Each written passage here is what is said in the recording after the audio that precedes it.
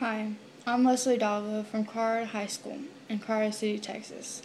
I'm here to tell you, fellow Americans, why adults should not spank children. Instead of spanking, there are other alternatives. Also, how spanking affects the child. Among Americans, 1 in 5 parents believe in spanking a child is good in some cases. Now, more parents believe in discipline, reason, and taking away privileges, or just plain out grounding the child.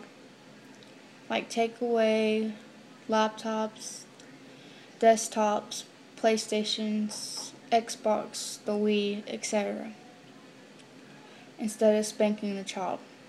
That could lead to beating the child, which is called child abuse.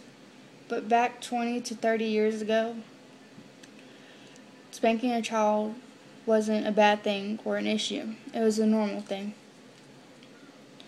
But now, like when you're in public spanking a child, you are usually stared at or be called a bad parent, or even someone just might call 911 on you. So now to the point where spanking is harmful to the children. Like,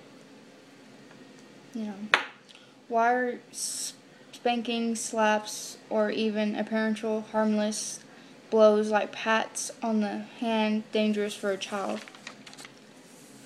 1. They teach the child violence. They destroy certainties of being loved that the child needs. They provoke anger and a desire for revenge.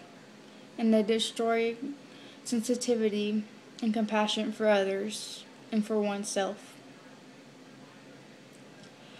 What long-term lessons does the child retain from spanking and other blows? The child learns, 1, that the child does not deserve respect, that good can be learned through punishment, that suffering mustn't be felt, it must be ignored, which is dangerous to the immune system, that violence is a manifestation of love, and that denial of feelings is healthy. How is repressed anger very often vented? In childhood, 1, by making fun of the weak, by hitting classmates, by ignoring the teachers, by watching TV and playing video games to experience forbidden and stored up feelings of rage and anger, and by identifying with violent heroes. In adulthood, by spanking as an apparential, educational, and affectional meanings, whereas in actual fact,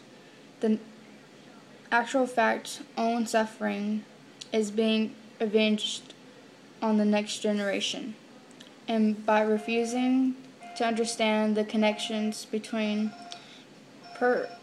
previously experienced violence and the violence actively repeated today.